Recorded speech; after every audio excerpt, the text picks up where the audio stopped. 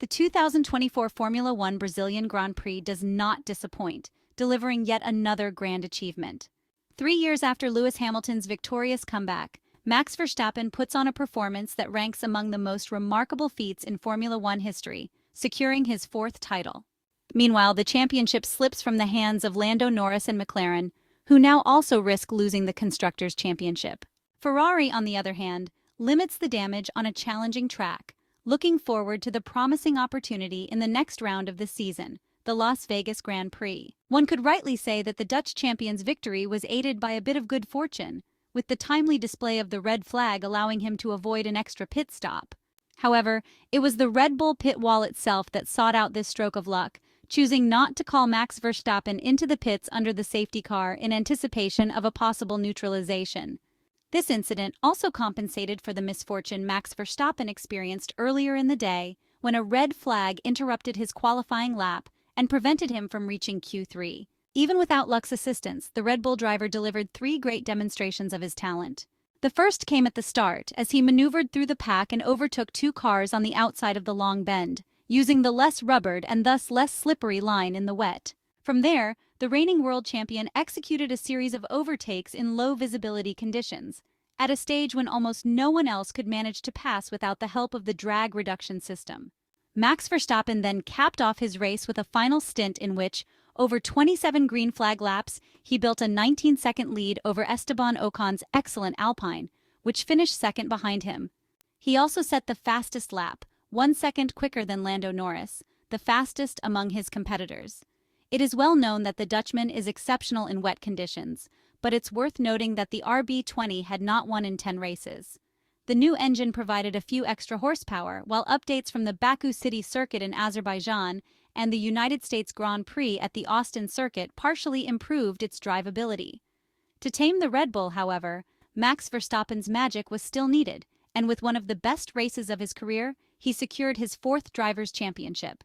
Moving on to Scuderia Ferrari's weekend at the 4.309-kilometer Autodromo José Carlos Pace in Brazil, the race ended with Charles Leclerc's 5th place and Carlos Sainz's retirement, a stark contrast to the joy in Austin and Mexico City. The rain highlighted some major chronic difficulties of the SF24 car in quickly heating up its tires on a cold track, an issue that was apparent in the qualifying session, as seen before on the Saturday in Montreal earlier this season. This dynamic repeated itself in the race during the early laps after restarts, partly due to the conservative choice to run lower tire pressures. The rain puts Ferrari in difficulty, yet they are thankful for it. Not only does the wet weather cause the McLaren drivers in pit wall to make errors, but it also arrives on a track where the Ferrari had little chance of victory. On a dry track during Saturday's sprint, the Ferrari drivers had already conceded to Max Verstappen, with a mediocre pace only partially explained by the 3-lap difference in tire age compared to Charles Leclerc's. Adjustments to the SF24 setup could have improved the situation for the Grand Prix, but there was still a real risk of losing important points. At the end of the weekend, however, the gap from McLaren in the constructors' standings grew by just 8 points. Now it becomes essential for Ferrari not to miss the opportunity in Las Vegas, a track that closely resembles Baku, where the SF24 emerged as the fastest car. Afterward, they will head to Qatar, where Ferrari is expected to bring some aerodynamic updates with hopes of increasing overall downforce and, above all, improving stability through long corners. It seems like McLaren was executing everything perfectly: front row on Friday, 1-2 in Saturday's sprint, and pole on Sunday morning.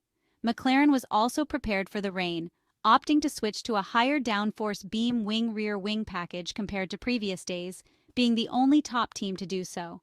However, these efforts faded in the race, with the team suffering from the unfortunate timing of the red flag, and more importantly, too many mistakes and a lack of decisiveness from the drivers. The MCL38 single-seater seemed like a distant relative of the car admired on Friday and Saturday on a dry track. The driver's title now seems out of reach, but McLaren still has the potential to secure the constructors' title. However, a shift in direction is necessary for them. After September, it was hard to imagine the British team would go winless in the American triple-header, highlighting a slight performance advantage and putting emphasis on flawless weekend execution.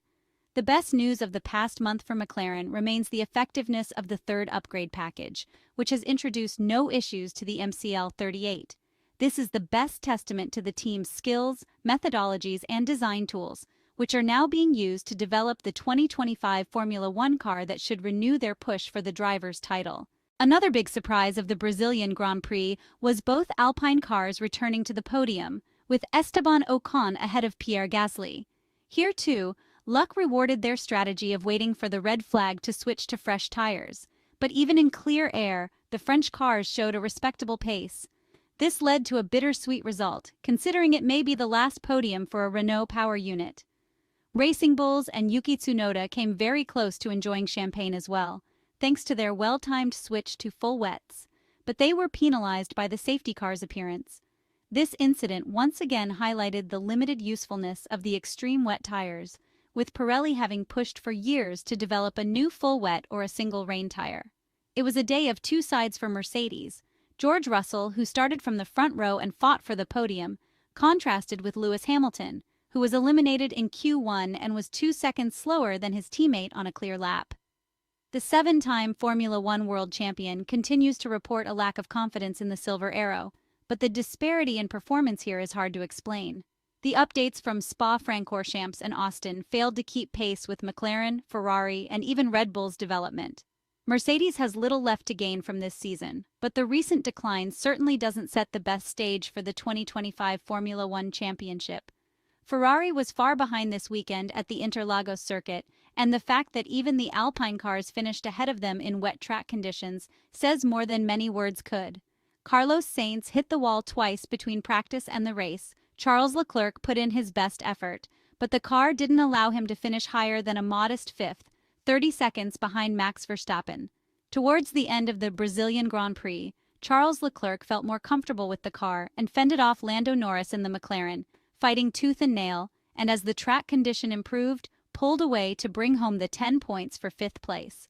Overall, Scuderia Ferrari picked up 20 valuable points across the two races of the São Paulo Grand Prix round at the José Carlos Pace circuit in what proved to be a pretty tough weekend for the team.